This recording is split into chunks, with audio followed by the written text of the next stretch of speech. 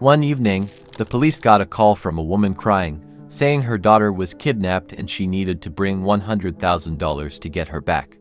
She was so upset that she could barely talk.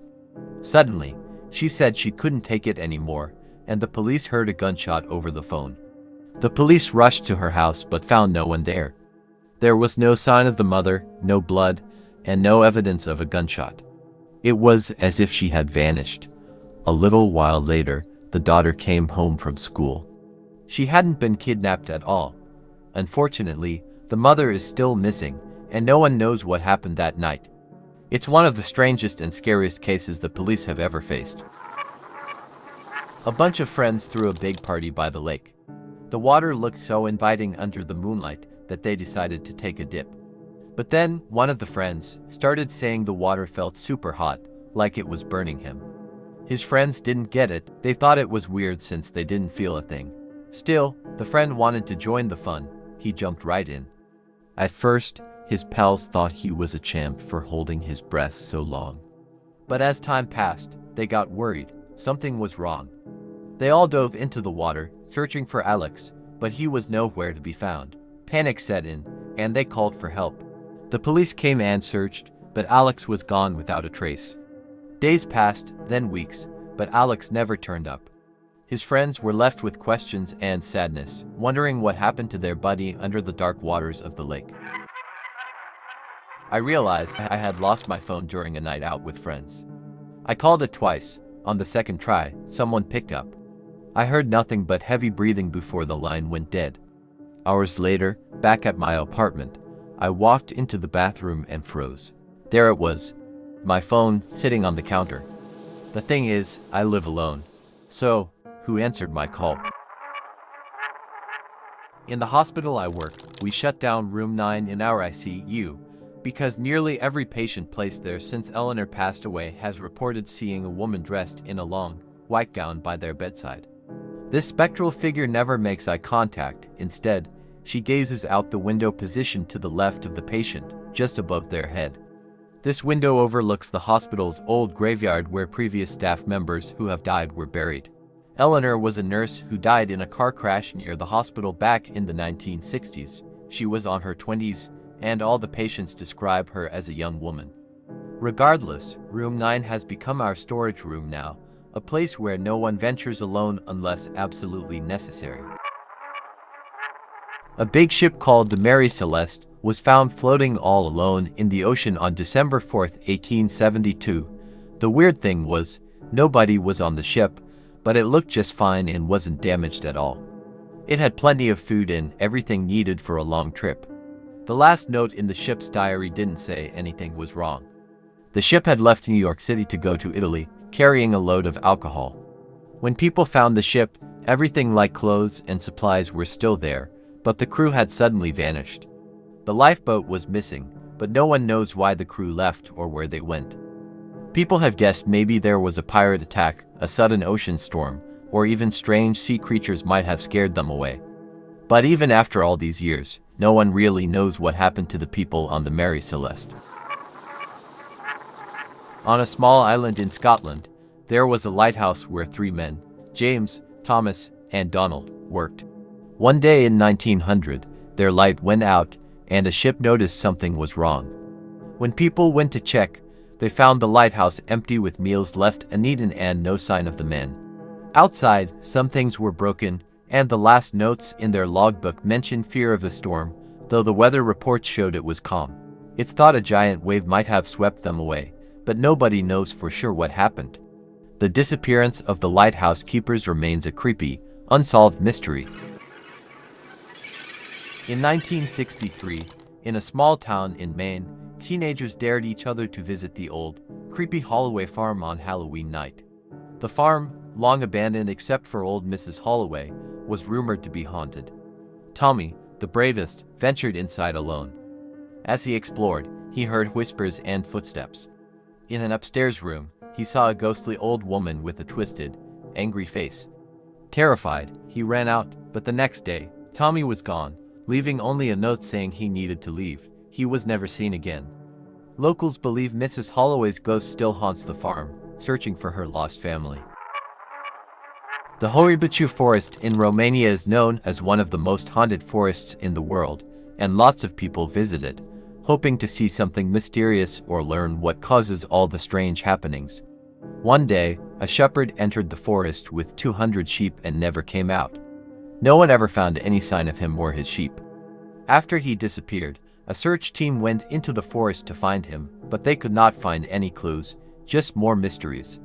People say that those who enter certain areas of the forest disappear without a trace. Even today, many wonder if the forest has secrets that are meant to stay hidden. In a village in Portugal, Maria and Joe had 3 children, Lucia, Pedro and little Tomas. For a week, the family's friends couldn't get in touch with them. Concerned, they called the police, who discovered the house empty, yet unsettlingly undisturbed. After a week of frantic searching, police found Maria, Lucia, and Pedro buried deep under the backyard stairs. The community was shocked, but the mystery deepened when Joe, the father, was found dead 2 weeks later on the other side of town, under mysterious circumstances. However, the most chilling part of the story remains unsolved. Tomas, the 5-year-old boy, was never found. Despite extensive searches and countless theories, his disappearance remains a haunting enigma, casting a perpetual shadow over the village. One night at the hospital, Clara was assigned to the oncology unit, where a patient was nearing the end of their life. This patient had been unconscious for days. In the dead of night, Clara entered the room to check on the patient. To her shock, the patient suddenly sat up in bed, fixing her with a terrified gaze. The patient pleaded, "Don't let them take me."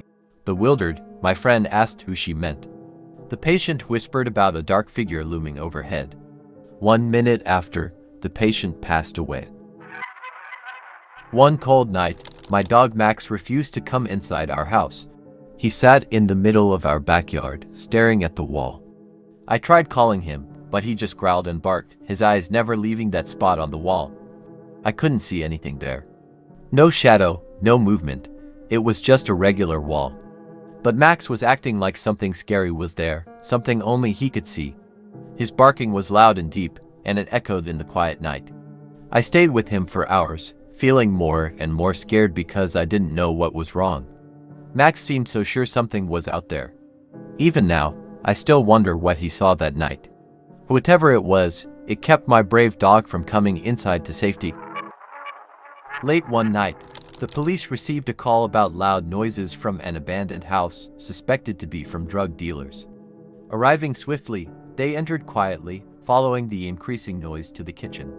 There, they found the broken back door swinging violently, hitting furniture despite the lack of wind.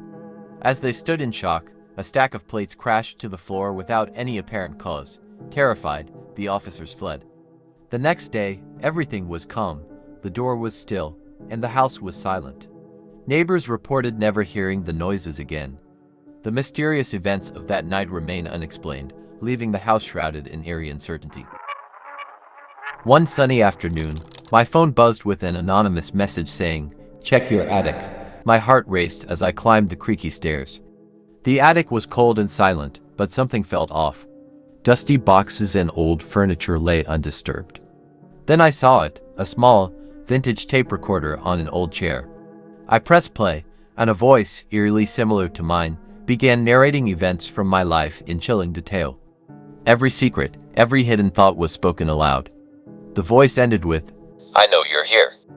Panicked, I scanned the attic but found no one. The next day, the tape recorder was gone.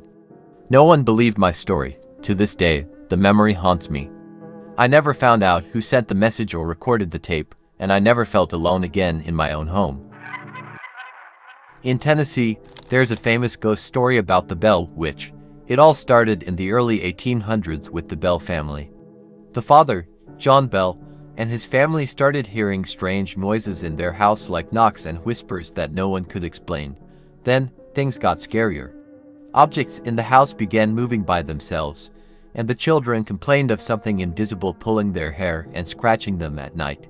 The ghost said her name was Kate, and she especially didn't like John Bell. She promised to haunt him until he died.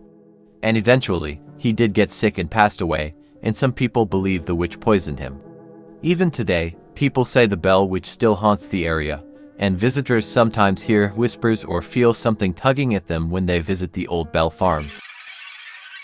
It was a quiet evening when I received a plain white envelope in my mailbox. No return address, no stamp, just my name in neat handwriting. Inside, there was a single photograph of my living room taken from an angle that could only be achieved from inside the house. Chills ran down my spine. I rushed inside, locking all doors and windows, searching for any signs of intrusion. Everything seemed untouched. The next day, another envelope arrived with a photograph of my bedroom. Panic set in. I called the police, but they found no evidence of a break-in. Every day for a week, I received a new photograph, each one closer and closer to where I slept. The final photo was just of my bed, eerily empty and perfectly made. I moved out immediately. The photo stopped, but the sense of being watched never left me.